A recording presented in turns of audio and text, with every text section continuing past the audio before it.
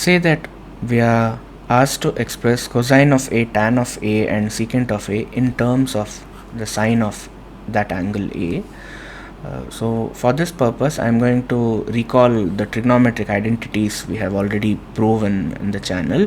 The first one among those was sine squared A plus cos squared A is equal to 1. This is called the Pythagorean identity because we derived it from the Pythagoras theorem, and I just wrote sine squared A and cos squared A, so I should maybe change it to any theta I have, because this is true no matter what theta is, so it will also be true for A.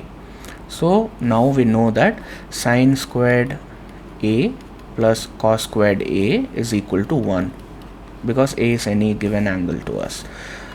And now I think the first part should be fairly obvious because we have a expression with cosine of A and sine of A, so maybe I can simplify this and express cosine of A in terms of sine of A. So maybe I can subtract both the sides by sine squared A.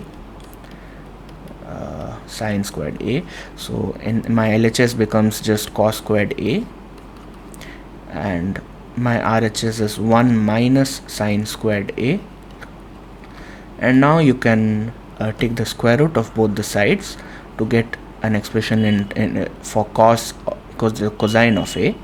So the square root of, you might already know this, but cos square A is the same as cos A whole squared. It's just a notation, and taking the square root will give you just cosine of A, and the right hand side would be the square root of 1 minus sine squared A, or sine A the whole squared, no matter how you think about it.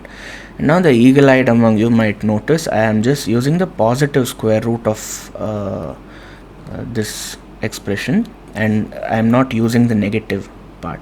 This is because I have defined or we in this channel have defined the cosine of A as a ratio of adjacent by hypotenuse of any triangle, and I know that adjacent is always it's a length, the length of the adjacent side by the length of the hypotenuse. So these both objects are positive, these both guys are positive, so the ratio has to be positive. So for now I'll just consider the positive square root.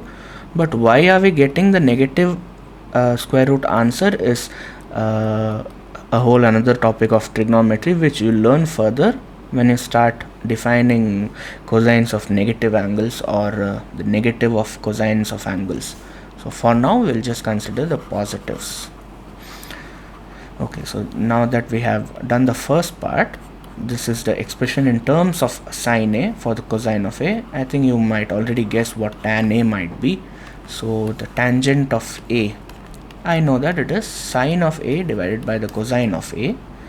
Since I have to use sine of A, so I am using this ratio, and this is the same as sine of A divided by the cosine of A, which we have found out just here. We can use that because we already have an expression in terms of sine A. So this is my expression for tangent of A. And the last one, secant of A. So I know that secant of A is the reciprocal of cosine of A, and this can further be expressed as 1 over the square root of 1 minus sine squared A from this expression itself. It should also be fairly obvious that you could do this for all other trigonometric ratios also. That is, you could also do this for cot of A and cosecant of A. I encourage you to try it on your own.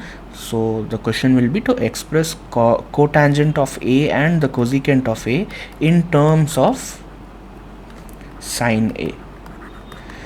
And we did all this to show that you can express any other trigonometric ratio in terms of whichever trigonometric ratio is given to you, and it would have sufficed even just to define sine of A by opposite by hypotenuse, because that's the way we define it. We define it as opposite by hypotenuse, and all the other ratios could be defined in terms of sine A. That is, all the other ratios could be defined in terms. So I could have defined cos A as not adjacent by hypotenuse, but I could have defined it as 1 minus opposite over hypotenuse the whole squared. So I'll just define it using the, so I could have defined tan A using opposite by hypotenuse divided by 1 minus the opposite of hypotenuse, the whole squared, the square root of the thing.